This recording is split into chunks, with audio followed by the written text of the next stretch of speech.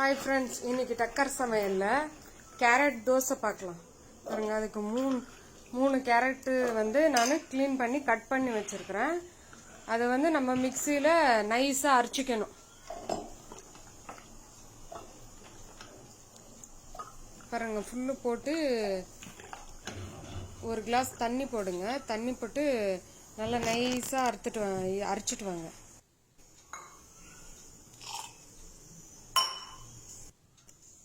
பாருங்க, அரைச்சாச்சு. அதை நம்ம தோசை மாவில் ஃபுல்லும் போட்டுக்கோங்க.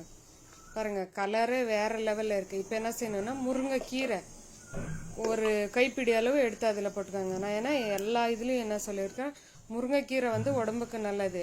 இதில் கேரட்டும் போடுறதால ரொம்ப உடம்புக்கு நல்லது. இது ரெண்டும் பாருங்கள், உப்பு போட்டு நல்லா கலந்து நம்ம தோசை போடுற பதத்துக்கு நல்லா கலந்து வச்சுக்கோங்க. பாருங்கள், இப்போ தவா வச்சு தோசை மாவு போடுங்க. பாருங்கள், இந்த தோசை பார்க்குறதுக்கே கலர்ஃபுல்லாக டேஸ்ட்டாக சூப்பராக வேறு லெவலில் இருக்கும். டேஸ்ட்டே வேறு லெவலில் இருக்கும். சும்மா டக்கராக இருக்கும். இந்த தோசை செஞ்சு பார்த்து எப்படி இருக்குன்னு கமெண்ட் பண்ணுங்கள். பாருங்கள், அப்படியே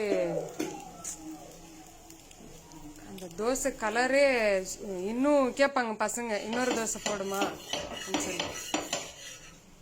அந்த மாதிரி இருக்கும். டேஸ்ட் கூட அவ்வளோதான். நம்ம டெய்லி சாப்பிட்ற இந்த தோசையவே இந்த மாதிரி ஆரோக்கியமாக நம்ம என்ன கேரட் போடுறதெல்லாம் கண்ணுக்கு நல்லது. கேரட்டு, முருங்கைக்கீரை இரும்பு சத்து இருக்குது. அதில் 2 பெனிஃபிட் வருது. நம்ம கேரட் தோசை இந்த மாதிரி நீங்கள் போட்டு சாப்பிட்டு பாருங்கள், சூப்பராக இருக்கும்.